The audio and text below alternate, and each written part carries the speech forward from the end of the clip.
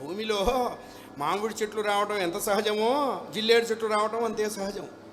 అందుకని పోతన గారు చాలా క్యాలిక్యులేటెడ్గా వాళ్ళకి సమాధానం చెప్పారు. భాగవతాన్ని ఎందుకు ఆంధ్రీకరిస్తున్నానో చెప్తున్నాడండి పోతన గారు. నాయనా, శ్రీకైవల్య పదంబు చేరుటకునై చింతించదన్. అది భాగవతాన్ని 3 సార్లు వినమన్నారు.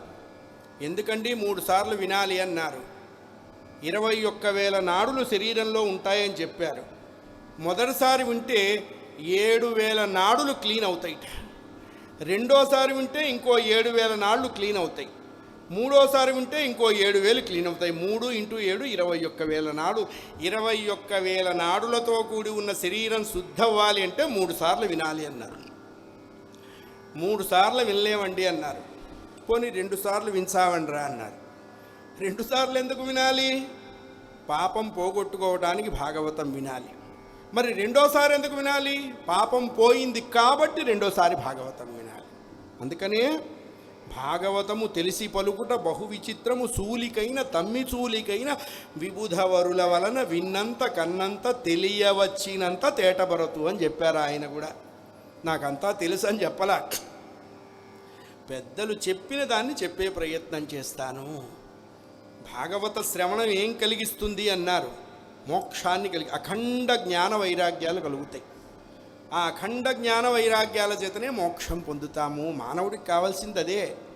అందుకే పోతన గారు శ్రీకైవల్య పదంబు చేరుటకునై చింతించెదన్. నాకు అదే కావాలి. అక్కడున్నవాడెవడు?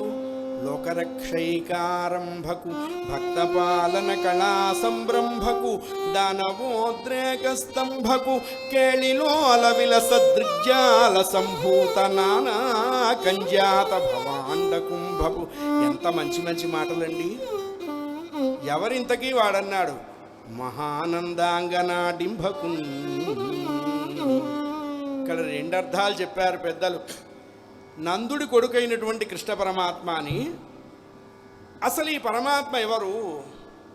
కరాంగుళి నఖోత్పన్న నారాయణ దశాకృతి. ఖడ్గమాలలో మహానందమయ్యై నమః అని చెప్తారు అమ్మవారిని. ఆవిడ కుమారుడుగా పోతన గారు కీర్తించారు. నందుడి కుమారుడే కాకుండా లలితా త్రిపుర సుందరి యొక్క కరాంగుళిలో 10 అవతారాలు ఎలా వచ్చినాయో ఆ వచ్చిన అవతారంలో ఉన్నవాడు కుమారుడు సదృశుడేగా అమ్మవారికి. మహానందాంగనాడింభకు. అలా భాగవతాన్ని ఆంధ్రీకరిస్తూ భీష్మ స్తుతితో ప్రారంభమవుతుంది భాగవతం.